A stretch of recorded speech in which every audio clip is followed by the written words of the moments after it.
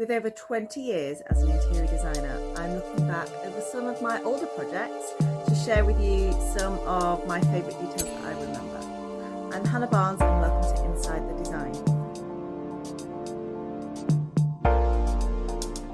So one of the projects I remember really well was over in Didsbury about 7 or 8 years ago, and I had the opportunity to redesign a living and dining space as well as a master bedroom and some other spaces in a listed building.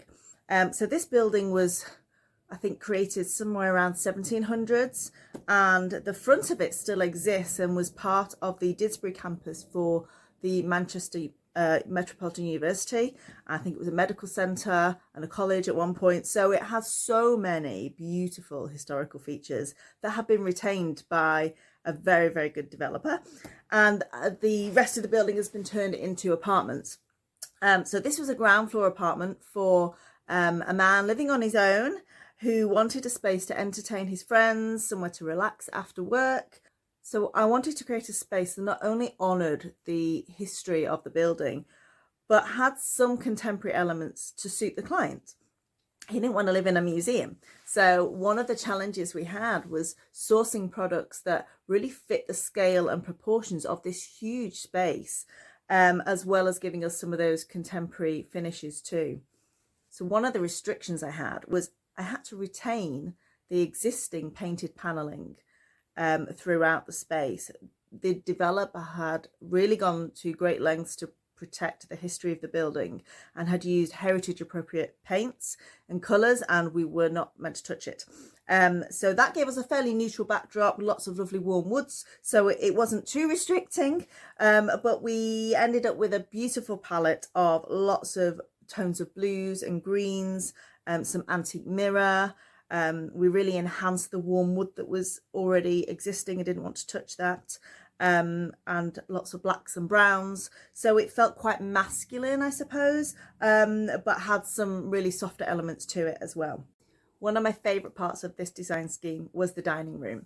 There was a corner of it that was really underutilised. So I created an area where the client could relax after dinner with his friends, maybe smoke a cigar, have some bourbon, and I sourced these really amazing wingback chairs that in anybody else's normal house would look absolutely enormous, but really suited the scale and proportion for this space.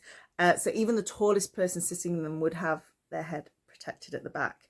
And we did one in a weave and one in a black leather, and they look really super stylish in that corner.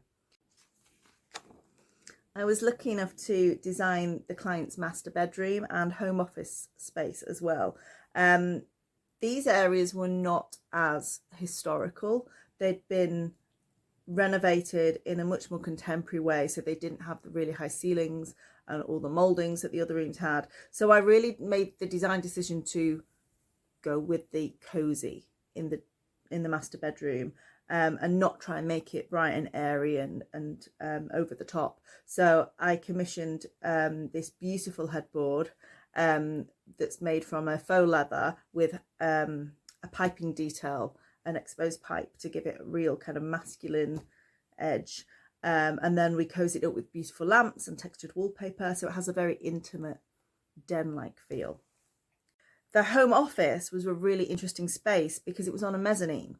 So I designed it in a way so that when the client is working from home, he can sit at his desk and look directly over into the living room. So it's really connected to the rest of the space. We featured a sort of suede leather armchair in there for him, as well as some antique mirrors that I sourced, and a midnight navy blue, which I know everyone has seen to death now, but again, 7 or 8 years ago was a bit brave for some people. One of my absolute favourite memories from this project was the lighting. So again, sticking to the scale and proportion of the space, I sourced these absolutely enormous lanterns, very modern and sleek candelabras, with maybe 18 to 25 bulbs on them, and they really suit the scale of the space, but it was a bit of a job getting them in because even though the rooms were large, the entry points were not. So that was fun. But once they were up and hung and really secure and supported, they look absolutely magnificent, like they were always meant to have been there. Thank you for joining me for a little trip down memory lane, and I hope you'll join me again next time for Inside the Design.